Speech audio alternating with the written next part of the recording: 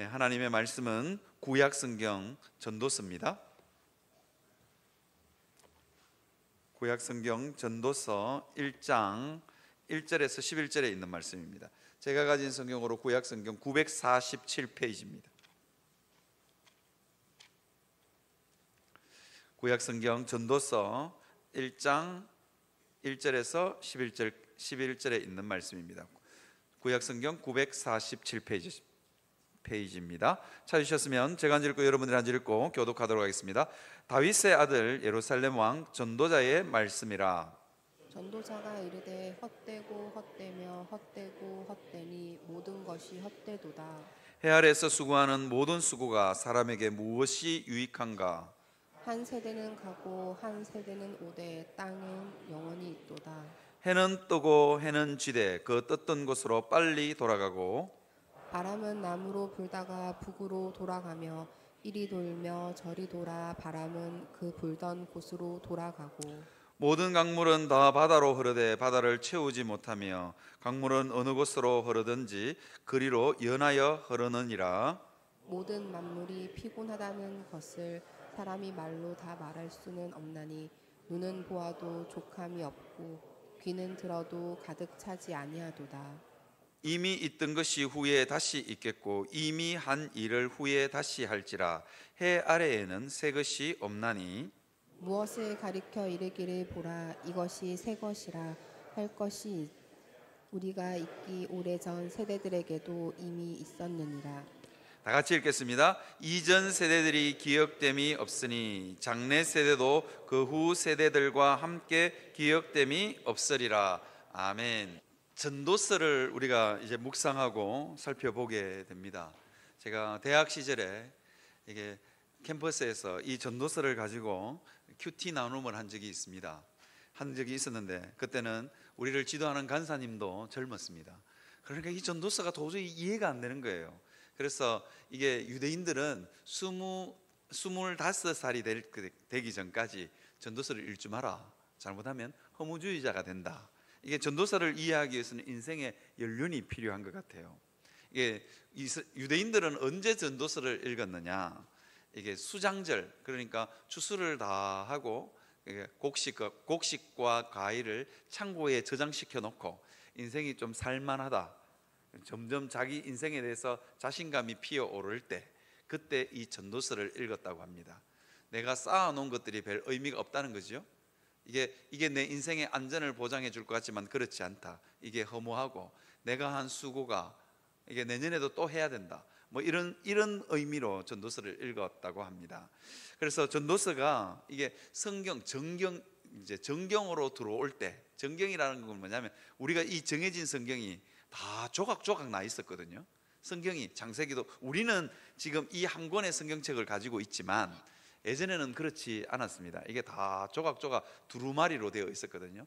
이 두루마리 성경책을 성경으로 인정할 건가 말 건가 할 때 이게 굉장히 고민이 많았던 책이 뭐냐? 이 전도서입니다. 그런데 이 전도서를 잘 묵상해 보면 복음 중에 복음을 품고 있는 것을 우리가 알 수 있습니다. 그래서 오늘 저는 여러분들과 함께 전도서가 우리에게 주는 복음적인 교훈 두 가지를 여러분들과 함께 살펴보려고 합니다. 이제 첫 번째 여러분들과 나누고 싶은 게 뭐냐면 인생 별것 없다입니다. 인생 별것 없다. 이게 아주 여러분 우리가 흔히 쓰는 말로 제가 지금 표현을 했지 않습니까? 전도서는 아주 실존적인 언어, 그러니까 우리가 흔히 쓰는 우리의 신앙의 삶의 현 주소를 잘 나타내주고 있습니다. 그래서 우리가 신앙생활 이상적이고 아주 허황된 이야기를 전도서는 하고 있지 않습니다. 신앙생활의 실제적인 모습, 우리의 삶의 우리가 해 아래 사는 인생들의 실제적인 모습을 전도서는 이야기해 주고 있습니다. 그래서 제가 드리고 싶은 말씀이 뭐냐? 인생 별것 없다. 전도서는 우리에게 그 이야기를 교훈해 주고 있습니다. 전도서 1장 1절을 보면요, 다윗의 아들 예루살렘 왕 전도자의 말씀이라 그렇게 기록되어져 있습니다. 솔로몬은 구약 성경 중에 새 성경을 씁니다. 그게 뭐냐면 그대로 띄워주십시오. 잠언, 아가서, 전도서 순서로 보면 이렇습니다. 저기는 순서로 보면 어떠냐면요, 아가스를 제일 먼저 썼습니다. 아주 젊었을 때, 뜨거운 가슴이 있을 때, 한 여인을 지고지순하게 사랑할 수 있을 때, 그죠? 그때 이 아가스를 썼습니다. 그때도 솔로몬의 아가라 이렇게 했고요. 그리고 인생이 한 3, 40대쯤 되었을 때 솔로몬은 아주 자신 있게 잠언을 씁니다. 그렇게 살면 망한다. 아주 냉철하게 이 잠언을 남깁니다. 그래서 다윗의 아들 이스라엘 왕 솔로몬의 잠언이라 그렇게 되어 있죠. 그런데 이 전도서는 맨 마지막에 썼습니다. 전도서는 맨 마지막에 인생 말년에 썼습니다. 그래서 인생 말년에 쓰고 나니까 다윗의 아들 예루살렘 왕 전도자의 말씀이라.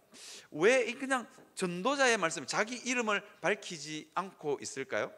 이유가 있습니다. 부끄럽다는 거죠. 인생에 죄를 지은 인생의 비참과 비극을 솔로몬이 다 경험하고 난 후에 내 삶을 보니까 자랑할 것이 많고, 솔로몬은 부귀와 명예와 그리고 지혜와 이 땅에 인생이 누려야 되는 모든 것들은 다 누린 사람입니다. 인생이 자랑할 만한 것 있으면 솔로몬만큼 자랑할 것이 있을까? 수많은 여인들이 그 옆에 있었고요, 그 다음에 수많은 지식인들이 그 옆에 있었습니다. 그럼에도 불구하고 솔로몬의 지혜를 따라가지 못했습니다. 젊은 날에는 자신만만했습니다. 젊은 날에는 움켜쥐는 대로 움켜질 수 있었고, 움켜진 것만큼 자기 인생의 행복이 보장되고 자기 인생의 기쁨이 보장될 거라고 생각했던 시절이었습니다. 그런데 노년이 되어서는 전도자는 자기 인생을 바라보면서 너무 부끄럽고 너무 초라하고 너무 허무한 거예요.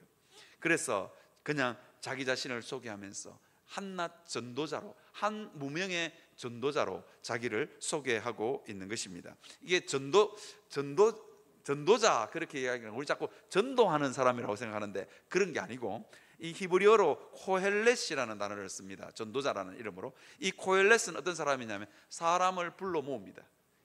명예가 있어서 불러 모으든지 누군가에게 사람이 모이는 거예요. 그러면 자기가 깨달은 지혜를 자기가 깨달은 지혜를 말하는 사람, 그런 뜻입니다. 그래서 그냥 이 코헬렛, 한낱 무명의 코헬렛으로 자기를 표현하고 있다 하는 것입니다. 아마 구약 시대에는 코헬렛들이 많이 있었던 것 같습니다. 여러분들이 잘 아는 탈무드라든지, 탈무드는 굉장히 두꺼운 책이고요, 그것보다 더 두꺼운 책이 미시나라는 게 있습니다. 이게 고대의 지혜자들의 이 말씀, 이게 지혜를 다 모아놓은 책, 탈무드. 그 다음에 율법을 제대로 해석해서 그 지혜를 또 모아놓은 게 미시나라는 엄청난 두꺼운 책들이 있습니다. 어떻게 고대의 이스라엘 백성들은, 고대의 구약의 백성들은 이렇게 두꺼운 책들을 남길 수 있었을까? 그때 당시만 해도 활동하는 코헬렛들, 그러니까 전도자들이 많았기 때문입니다. 그런데 솔로몬이 인생을 살면서 자기 자신의 이름을 밝히지 않고 무명의 한 전도자로 자기를 소개하고 있습니다. 그 이유가 뭘까? 젊었을 때는 당당했습니다. 희망이 가득한 사람이었습니다. 그런데 노년이 되었을 때는 그 당당함과 희망은 온데간데되었고 어느새 부끄럽고 초라한 자기 자신을 발견할 뿐이었습니다. 그래서 전도자는, 솔로몬은 자기 삶의 한 죄인의 연약한 인생의 모습을 정직하게 우리에게 드러내놓고 있습니다. 참 이러기도 쉽지 않거든요. 자기 인생을 정말로 자기 인생의 내면을 정말로 정직하게 들여다 보여주고 있습니다. 그러면서 뭐라 그러냐? 허무하다. 헛되고 헛되니 헛되고 헛되며 모든 것이 헛되도다. 그렇게 고백합니다. 참 여러분들 보고, 연세 많으신 우리 장로님들 보고 그렇게 한번 고백해 보라면 쉽지 않습니다. 그래도 내가 낸데 하는 자존심이 우리 모두 다 있기 때문입니다. 그래도 내가 낸데, 그리고 내가 그래도 왕년에 무엇을 했는데 나도 왕년에 한가닥 했다는 말을 하기 쉽지요.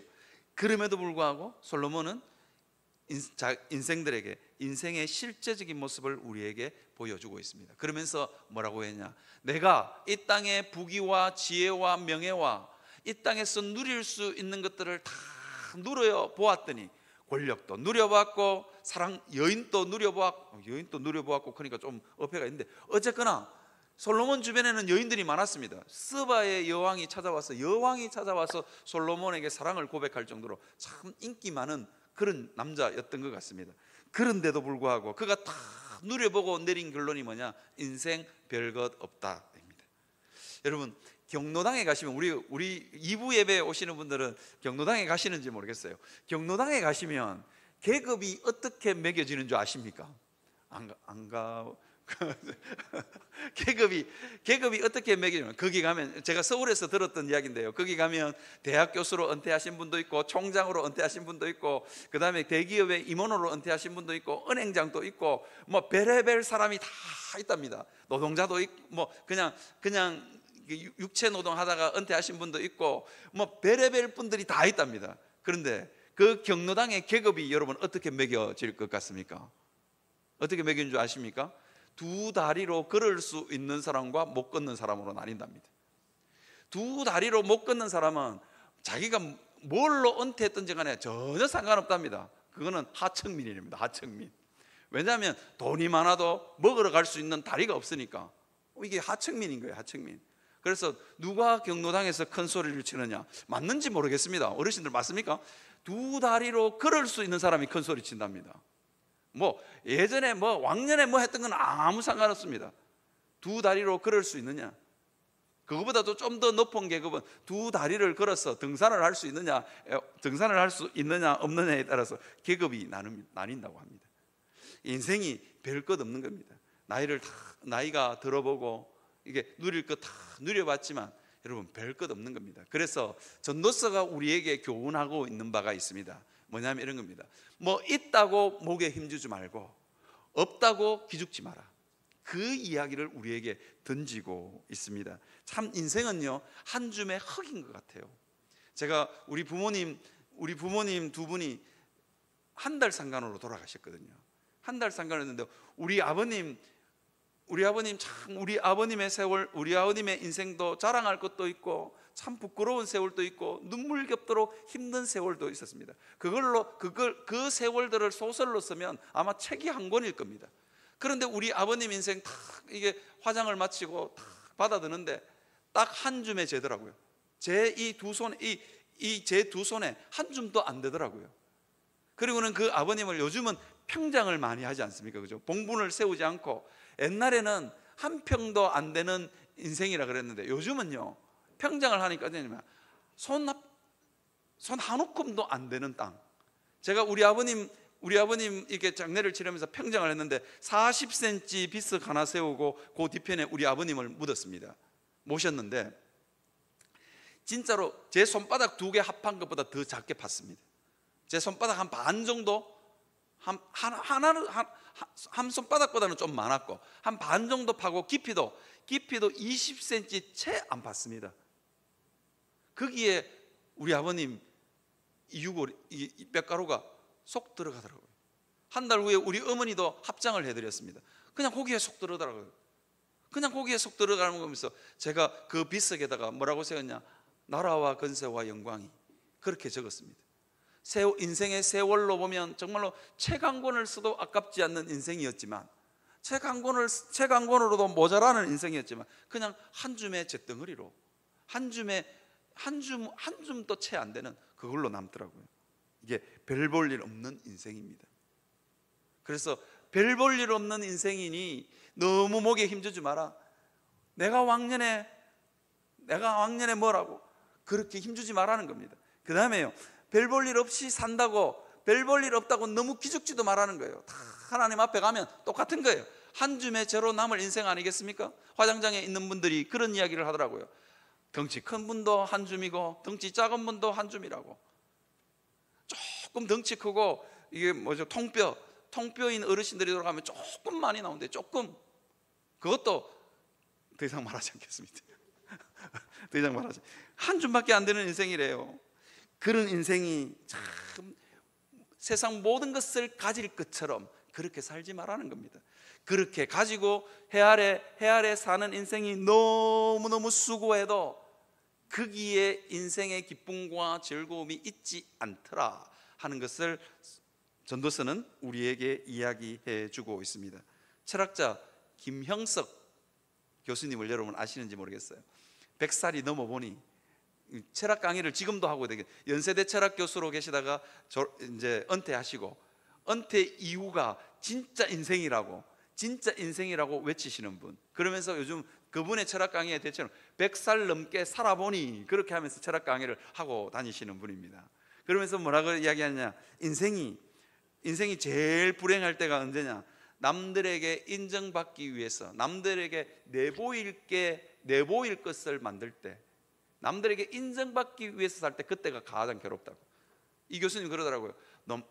현직 대학 교수였을 때 논문 써가지고 이 논문을 누가 몇 편을 읽어주나, 이 논문을 몇 번 인용해주나, 학자들은 그거 다 카운팅 되거든요. 그때가 인생이 제일 괴로웠다고. 은퇴하고 나니까 글 쓰는 거 아무 보답 없이 뭐 읽어도 되고 안 읽어도 되고, 그러니까 남들에게 보이지 않고 그냥 나만을 위해서 사는, 나만을 별 볼 일 없는 인생이라는 걸 깨닫고 그렇게 사니 행복하더라, 그렇게 이야기합니다. 여러분, 우리가 다른 사람에게 보이기 위해서 사는 인생 피곤한 겁니다. 왜냐하면 사람들이요, 다른 사람 다 지켜 세워주고 다른 사람 인정해주고 그러지 않는다니까요. 사람이 죄를 지은 인생이 별거 있습니까? 다른 사람 올라가면 잡아 당기고 깔아뭉개고 무시하고, 이게 인생입니다. 그런 인생 한가운데를 살면서 남들에게 인정받겠다고 사니 인생이 불행한 겁니다. 그런 인생 살면서 무시받기 싫어서 어깨에 힘을 주고 사니 인생이 불행해지는 겁니다. 그냥 별것 없는 인생이다 생각하니 별것 없는 인생이다. 내가 별것 없는, 우리 다 별것 없는 인생 아닙니까? 왜냐하면 태어날 때 여러분 실오라기 하나 걸치고 태어나신 분 손 들어 보시기를 바랍니다. 없잖아요. 동전 하나 여러분 가지고 태어나신 분 있습니까? 없잖아요. 우리 다 별것 없는 인생으로 태어났습니다. 그리고 별것 없이 가게 됩니다. 그러면서 김영숙 교수님이 이런 이야기를 하더라고요. 별것 없이 태어났는데 애도 있고 교수도 시켜주고 한 평도 안 되는 땅에 묻힐 인생이 수십 평짜리 집도 가지고 있으니 너무 감사하다. 그죠? 별것 없는데 별것 있는 인생으로 하나님이 만들어 주셨으니 감사할 따름이다. 100살쯤 살았어. 그 인생에 터득한 사람은 이 사람이 지혜자입니다. 이 사람이 진정한 코엘렛인 거죠. 여러분들도 마찬가지입니다. 인생을 살면 살수록 이 인생의 진리를 깨닫는 사람이 있고 깨닫지 못하는 사람이 있다 하는 것입니다. 그래서 여러분 한번 여러분의 삶을 잘 한번 돌아보시기를 바랍니다. 그죠? 별것 없는 인생입니다. 창세기 1장 2절에 보니까 뭐라고 이야기하냐, 땅이 혼돈하고 공허하며 흑암이 깊음 위에 있고 하나님의 영은 수면 위에 운행하시니라, 그렇게 되어 있습니다. 여러분, 이 땅이라고 그러니까 자꾸 여러분들은 거기에 포함되지 않는 것처럼 착각하시는데 그렇지 않다는 겁니다. 이게 여러분들이, 내가 혼돈하고 공허하며 흑암이 깊음 위에 있는 게 납니다. 인생이 원래 그렇습니다. 하나님이 은혜로 덮지 않는 인생은 다 혼돈하고 공허하고 흑암이 깊음 위에 있는 인생일 뿐입니다. 그런데 창세기 1장 2절 다시 한번 띄워주시겠습니까? 하나님의 영이 수면 위에 운행하시더라. 이 수면 위에 운행하시더라, 이 말은 무슨 말이냐면요, 운행하다, 저 말은 꼭 품고 날아다닌다, 그 뜻입니다. 무슨 말이냐면요, 독수리나 새가, 그죠, 알을 낳아놓고 꼭 품는 거예요. 그러니까 그 안에 있는 알이 썩지 않고, 만약에 독수리나 새가 알을 품지 않으면요, 그 알은 그냥 안에서 썩어서 그냥 뭐라 그럴까요, 단백질 덩어리로 그냥 끝납니다. 여러분, 계란 오래 집에 둬 보십시오. 그 안에 있는 거 못 먹습니다. 그런 거 마찬가지입니다. 우리 인생이 그렇습니다. 하나님이 우리를 꼭 품어서 은혜와 생명을 공급하니 그게 아래서 부하에서 하늘을 날고 창공을 날고 온 세상을 날아다니는 생명 있는 생명체가 되는 것처럼 우리도 마찬가지입니다. 별것 없는 인생이지만 하나님이 오셔서 우리를 품으심에, 하나님이 오셔서 별것 없는 인생 가운데 은혜를 부으심에 우리가 살아갈 수 있는 것입니다. 우리가 별것 없는 인생이 별것 있는 인생이 되는 것입니다. 사랑하는 성도 여러분, 그걸 믿으시며 살아갈 수 있는 여러분들이 되시기를 바랍니다. 제가 이 말씀을 가지고 한 번은 요양병원에 신방을 간 적이 있습니다. 아주 새파란 목사였을, 지금도 새파랗지만 그때는 30대였습니다. 요양병원에 치매 어르신, 참 이 어르신의 삶을 돌아보면요, 참 괜찮은 어르신입니다. 자기 아들은 교수고 자기 며느리는 약사고 그 손주들도 전부 다 뭐 교수고 뭐 하여튼 대기업에 다니고 하여튼 잘 나가는 어르신이었습니다. 아들 다 키워놓고 살만하니 나이 70에 치매가 오신 거예요. 나이 70에 치매가 와서 그 잘난 아들이 매주 음식 사들고 와서 아버지한테 떠먹이는데 그때마다 괴로움이 더하는 거예요. 이 사람이 도대체 누구일까? 어디서 많이 본 듯한데, 이 참 골치 아픈 거예요. 어디서 많이 본 듯한데 밥도 먹여주는 이 아저씨는 도대체 누구일까? 아들이 일주일마다 찾아올 때마다 그 고민인 거예요. 어디서 많이 본 듯한데, 내보고 그러더라고요. 아저씨는 처음 보는데 이 아저씨는 어디서 본 듯한데 누군지 모르겠다는 거예요. 그러니까 아들이 너무 답답해서, 아버지, 내 아들 아닙니까? 아들. 그렇습니까? 며느리도 마찬가지입니다. 그 며느리도 효부입니다. 효부.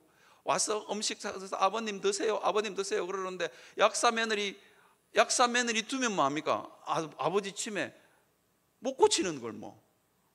약사 며느리도 며느리를 보면서도 이 아줌마는 도대체 누구일까? 일주일마다 아니면 2주마다 아들 며느리가 면회 올 때마다 인생이 괴로운 거야. 어디서 많이 본 듯한데, 아직 우리 교회 어르신들 중에는 그런 분들 없으시죠? 어디서 많이 본 듯한데 아들이 올 때마다 괴로운 거야.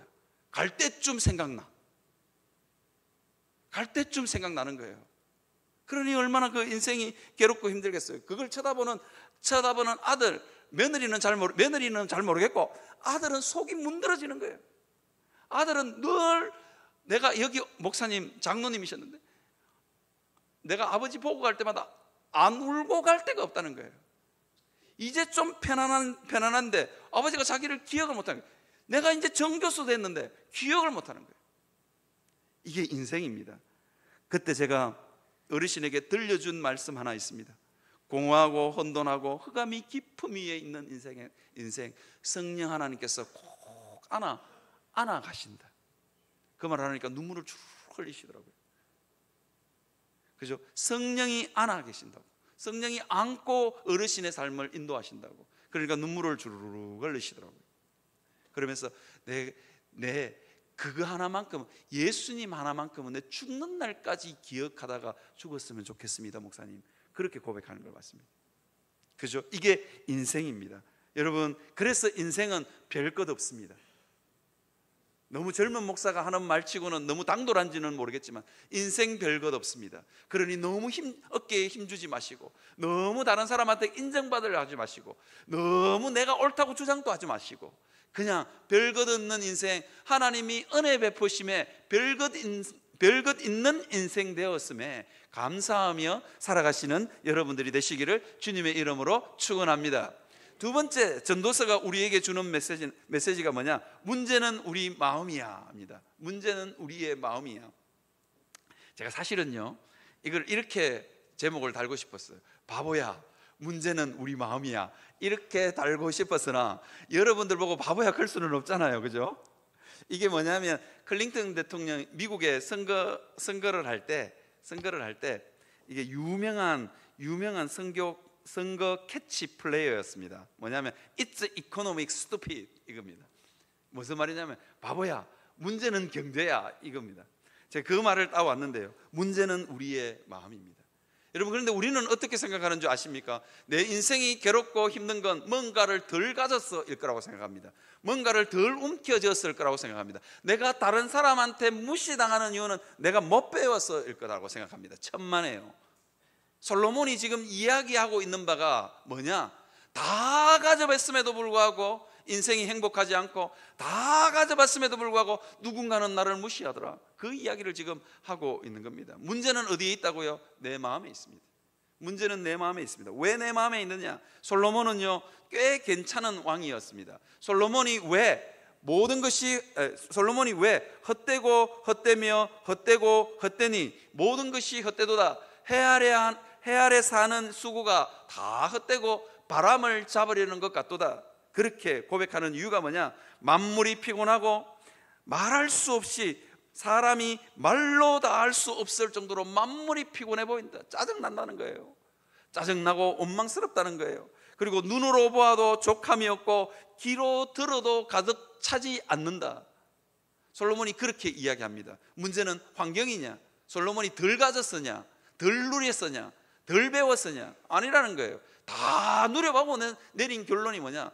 제가 만약에 인생 별것 없습니다, 그러면 여러분들이 인정하시겠어요? 목사님은 뭐 가진 게 별로 없잖아요, 뭐 그렇게 이야기하실 거잖아요. 그런데 다 누려보고 다 경험해 본 사람이 지금 이야기를 하고 있는 겁니다. 왜 솔로몬은 인생 노년에 이렇게 되었을까요? 이걸 한번 살펴볼 필요가 있습니다. 솔로몬은 하나님을 떠났기 때문입니다. 어떻게 해서 하나님을 떠나느냐? 솔로몬은요, 술람미 여인 하나, 어디 촌처녀 하나 보고 완전히 눈이 뒤집혀가지고 거기에 홀딱 빠졌던, 정말로 지고지순했던 왕이 누구였냐? 솔로몬이었습니다. 그런데 그 솔로몬이 마음이 변하더라.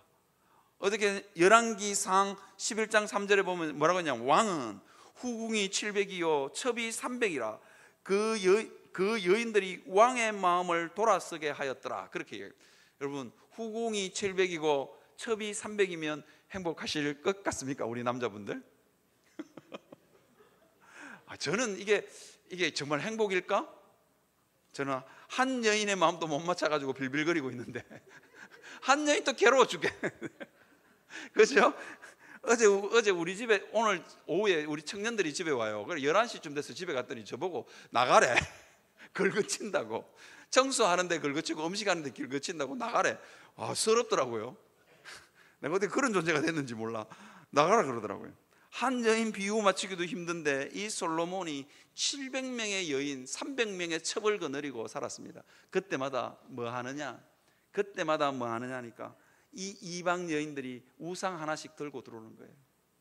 우상 하나씩 들고 와서 이스라엘에 하나씩 세우기, 자기 나라 우상들을 하나씩 갖다 세우는 겁니까? 그러니까 어떤 현상이 있느냐? 솔로몬의 마음이 하나님에게서 떠나게 됩니다. 문제는 우리의 마음이라니까요. 문제는 우리의 환경이 아닙니다. 문제는 우리의 마음이 심각한 병이 들었기 때문에 먹어도 맛이 없고 누려도 즐거움이 없는 것입니다. 이게 인생입니다. 여러분 생각해 보십시오. 여러분들에게 심각한 질병이 있다고. 우리 교회는 제가 이 이야기를 하면 좀 어떨지 잘 모르겠는데, 만약에 여러분들에게 암 선고가 탁 들었다, 암 선고를 탁 받았다, 집에 가면 입맛이 있겠습니까? 인생 살고 싶은 마음 생기겠습니까? 우리 인생이 여러분 심각한 죄에 빠져 있다니까. 하나님을 떠난 인생이 그렇다니까요. 다 가져도 가진 게 없습니다. 땅도 바다도 바람도 강도 다 그 자리에 있습니다. 그 자리에 있음에도 불구하고 내 마음이 병들었기 때문에, 내 마음이 삐뚤어졌기 때문에 모든 것이 피곤하고 짜증스러워지는 것입니다. 제가 이게 이제 잊어볼만 하면 여러분 이거 제가 한 번씩 쓸 건데 이제 많이 시들었네요.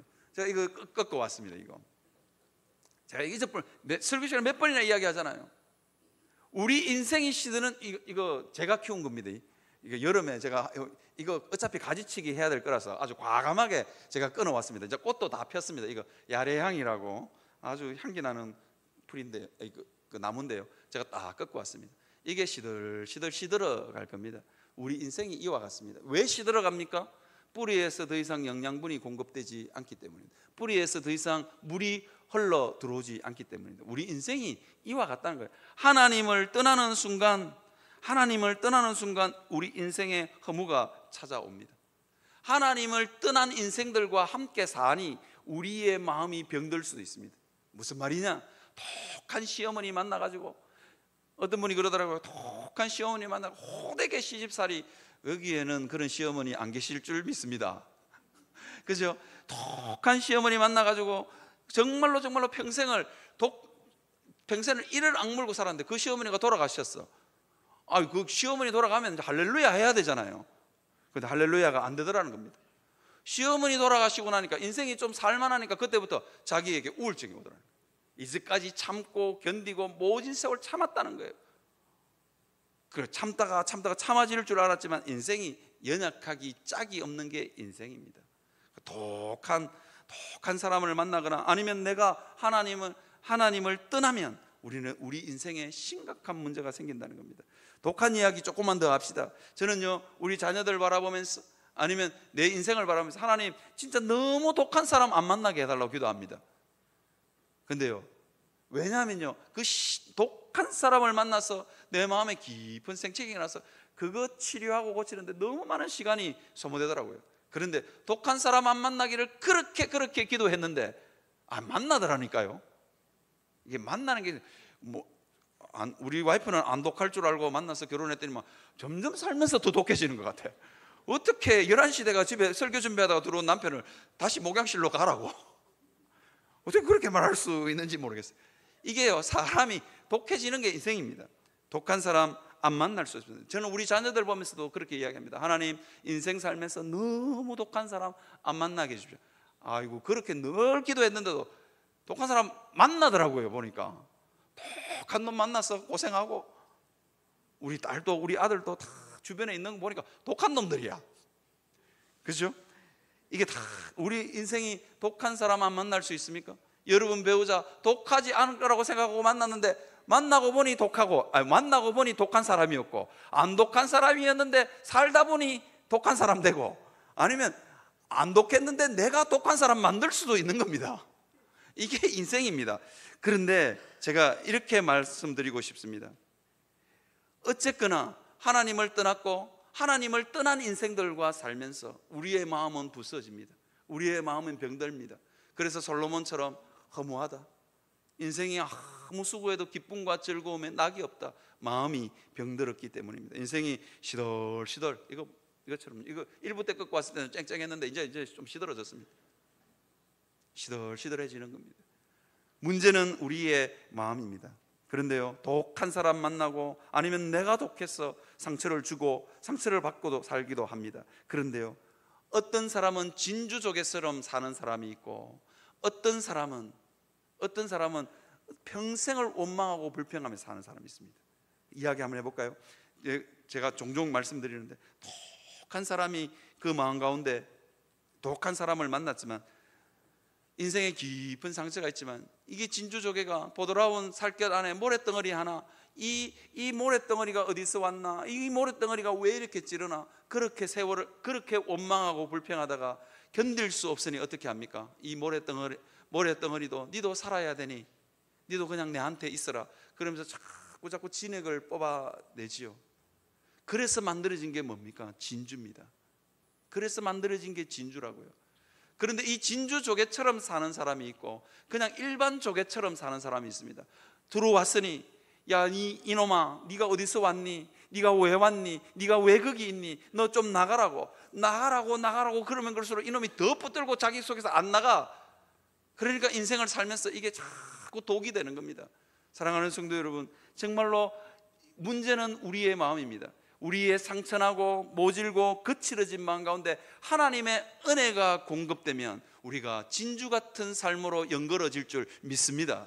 문제는 우리의 마음에 은혜가 공급되느냐, 은혜가 공급되지 않느냐의 문제입니다. 그래서 인생은 하나님 손에 달려 있는 겁니다. 하나님이 독한 사람 만나고 정말로 그래서 평생을 원망하고 사는 사람도 평생을 그렇게 원망하고 살 겁니까? 그 배우자 평생을 잊지 못하고 그렇게 살 겁니까? 아니면 돌아가신 시어머니 그렇게 붙들고 평생을 살 겁니까? 그렇게 살 수 없잖아요. 그러니까 문제는 우리 마음 안에 하나님의 은혜가 공급되느냐, 은혜가 공급되지 않느냐로 우리 인생이 결정나는 겁니다. 너 나가라, 너 이거 없어져야 된다. 아무리 해보십시오. 남편 집 나가라 그러면 절대로 안 나갑니다. 저도 어제 안 나갔습니다. 끝까지 버텼습니다. 기분 나빠서 버텼습니다. 원래 나갈 용의도 있었는데 나가라 그러니까 기분 나빠가지고 끝까지 그냥 있었습니다. 사랑하는 성도 여러분, 품어서 우리에게 있는 독한 사람들, 독한 상처들, 우리의 마음의 병 품어서 녹이고 품어서 진주로 만들 수 있는 여러분들이 되시기를 주님의 이름으로 축원합니다. 그렇게 하려면 뭐가 필요하다고요? 하나님의 은혜가 필요합니다. 내 힘으로는 도저히 품을 수 없습니다. 내 힘으로는 도저히 품을 수 없으니 어떻게 해요? 하나님의 은혜가 필요합니다. 이 전도서는 우리의 인생을 가리켜서 뭐라 그러느냐, 터진 웅덩이라고 이야기합니다. 예레미야 2장 13절에 보니까 이렇게 되어 있습니다. 내 백성이 두 가지 악을 행하였나니. 그럼 두 가지라고 생각하니까 그냥 두 가지가 아닙니다. 이 두 가지라는 말은 내 백성이 아주 결정적으로 아주 치명적인 죄를 범했다, 그런 뜻입니다. 내 백성이 두 가지 악을 행하였나니 뭡니까? 곧 그들이 생수에 거는데는 하나님을 버린 것과, 하나님을 버렸대요. 그러니까 인생이 병들고, 독한 사람이 내 마음을 병들게 한 거 아니라니까요. 독한 사람이 내 인생에 불면증을 불러온 거 아니라니까요. 뭐가요? 하나님을 버린 것과. 버린 거는 좋아. 그 다음에는 어떻게 하는지 보십시오. 스스로 웅덩이를 판 것인데 그것은 그 물을 가두지 못할 터진 웅덩이라. 스스로 웅덩이를 팝니다. 더 깊이 파고 더 넓게 파야 물을 가둘 수 있을 거다. 내 인생의 기쁨을 가둘 수 있고 내 인생의 즐거움을 가둘 수 있을 거라고 생각하고 더 깊이 팠습니다. 근데 그 웅덩이는 터진 웅덩이입니다. 아무리 갖다 부어도 물이 모이지 않습니다. 이게 인생입니다. 이 터진 웅덩이 같은 우리의 삶, 전도서는 어떻게 표현하고 있는지 한번 볼까요? 전도서 2장 10절에서 11절에 보니까 이렇게 되어 있습니다. 내가 무엇이든지 내 눈이 원하는 것을 금하지 않았다. 내 눈이, 이 솔로몬 참 대단한 사람입니다. 무엇이든지 내 눈이 원하는 거 있으면 다 사고, 내 눈이 원하는 거 있으면 다 가졌다는 거예요. 내 눈이 원하는 것을 금하지 아니하였으며 무엇이든지 내 마음에 즐거워하는 것을 내가 막지 아니하였다. 내 인생에 즐거울 것 같았으면 다 했다는 겁니다. 그럴 수 있는 재력도 있었고, 그럴 수 있는 지력도 있었고, 그럴 수 있는 명예도 있었고, 권력도 있고, 힘도 있었습니다. 다 막지 않았어요. 이는 나의 모든 수고를 내 마음이 기뻐하였습니다. 그렇게 하는 게 너무너무 좋았습니다. 그죠? 그런데 이것이 나의 모든 수고로 말미암아 얻은 몫이로다. 그리고는 솔로몬이 뭐라고 이야기하냐, 11절에 보면 그 후에 내가 생각해 본즉 내 손으로 한 모든 일과 내가 수고한 모든 것이 다 헛되어 바람을 잡는 것이며 해 아래에서 무익한 곳이로다. 이렇게 고백하고 있습니다. 솔로몬은요, 자기 인생을 즐거워하기 위해서 각종 과목을 심었고, 수목을 기르기 위해서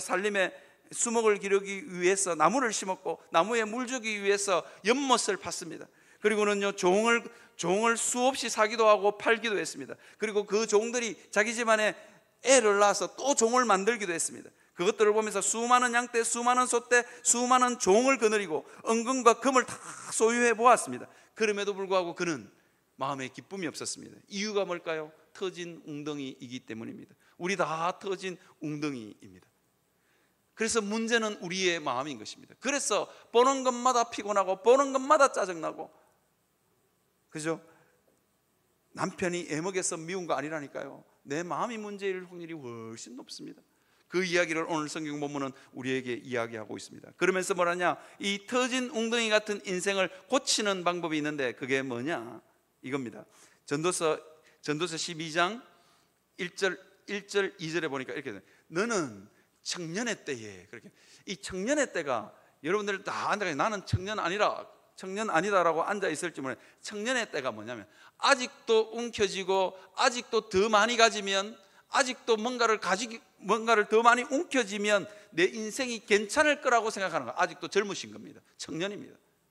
그죠? 더 많은 것을 움켜쥐면 내 인생이 괜찮을 거라고 생각하는 그 청년의 때입니다. 그 청년의 때, 왜? 솔로몬이 그렇게 젊은 날을 보내었기 때문입니다. 그런데 그 청년의 때에 뭐라고요? 너는 너의 창조주를 기억하라 라고 이야기하고 있습니다. 인생이 망가지고 부서지고 인생의 마음들이 수없이 병들었는데 창조주를 기억하라 라고 이야기합니다. 여러분들이 잘 아시는 예화가 하나 있죠. 뭐냐면 미국의 사막 한가운데에서 차가 퍼졌습니다. 아무리 고쳐도, 미국은요 진짜 넓은 동네입니다. 전화기도 안 터지고 저쪽에 정비소까지 가려면 수백 킬로를 걸어야 될지도 모르는 그런 곳에서 차가 퍼졌습니다. 그래서 지나가는 차 세웁니다. 지나가는 사람들마다 지나가는 차도 없어. 그래서 이걸 어떡하나. 그리고 앉아 있는데 누가 지나갑니까? 어떤 할아버지 한 분이, 머리 허연 할아버지 한 분이 도와줄까요? 그러면서 내렸어요. 그러면서 고장난 차주가 그 허연 할아버지 보면서 할아버지가 뭘 할 수 있겠냐고, 할아버지가 뭘 할 수 있겠냐고, 머리가 허해가지고 내보다 더 못할 것 같은데, 이리 고치고 저리 고치도 안 되는데 할아버지가 할 수 있다고요. 근데 할아버지가 싱긋이 웃으면서 가서 툭툭 만지니까 됐습니다. 깜짝 놀랐습니다. 물었죠. 당신 누구냐고. 할아버지 도대체 누구냐고. 내가 이 차 설계하고 만든 사람이야. 그 유명한 포도였다는 거 아닙니까? 여러분, 우리 인생의 문제를 우리를 만드신 하나님에게 들고 나갈 때 해결될 줄 믿습니다. 그래서 창조주를 기억하며, 이 해 아래 인생이 고달프고 너무너무 메마르고 힘들 때마다 해 아래 살지만 여전히 창조주를 기억하며 살아갈 수 있는 여러분들이 되시기를 바랍니다. 설교를 이제 마무리하려고 합니다. 여러분, 혹시 비 오는 날 비행기를 타보신 적이 있는지 모르겠어요. 비 오는 날, 비가 추적추적 내리는 날, 이 비행기가 과연 뜰 수 있을까? 그런 생각합니다. 어쩌면 우리 인생이 해 아래의 인생 아닙니까? 그죠? 해 아래의 인생. 언제나 내 인생에는 먹구름이 껴있고, 언제나 내 인생은 가난하고 슬프고 힘들고, 이 삶으로 우리는 끝날지도 모르겠다. 그죠? 이게 다 내 인생의 다인지도 모르겠다. 그렇게 생각하며 살지도 모르겠습니다. 그런데 비 오는 날 비행기를 타면서 비행기가 탁 떠올라갑니다. 근데 구름 위에 탁 올라가면 정말로 밝은 햇살이 비칩니다. 땅에 비 왔나? 땅에 비 왔나? 의심스러울 만큼 햇볕이 비칩니다. 사랑하는 성도 여러분, 우리는 해 아래에 비 오는 인생, 서글픈 인생, 메마른 인생을 살아가지만 구름 위에 영원한 하나님의 하늘 위에 인생이 있음을 믿고 살아갈 수 있는 여러분들이 되시기를 바랍니다. 그래서 인생의 새로운 지평, 2부 때는 늘 하는 말입니다. 내 인생 여기서 뭐 달라지겠냐? 그런데요, 기도하면 달라질 줄 믿습니다. 하나님의 은혜가 공급되면 인생의 새로운 지평이 열릴 줄 믿습니다. 그래서 해 아래 살지만 하늘 위의 은혜를 사모하며 살아갈 수 있는 여러분들이 되시기를 주님의 이름으로 축원합니다. 이 시간 주신 말씀 기억하면서 우리 하나님 앞에 찬양했으면 좋겠습니다. 허무한 시절 지날 때, 깊은 한숨 쉴 때 그런 풍경 보시며 탄식하는 분이 계십니다. 그분은 우리를 고와 같이 버려두지 않습니다. 그래서 그분이 영원히 우리와 함께 하시면서 하늘 위의 은혜를 우리 삶 가운데 공급하시는 분이 계십니다. 그분이 누구십니까? 창조주신 하나님이십니다. 우리를 만드신 성령 하나님이십니다. 이 말씀 기억하면서 우리 이 시간 찬양하도록 하겠습니다.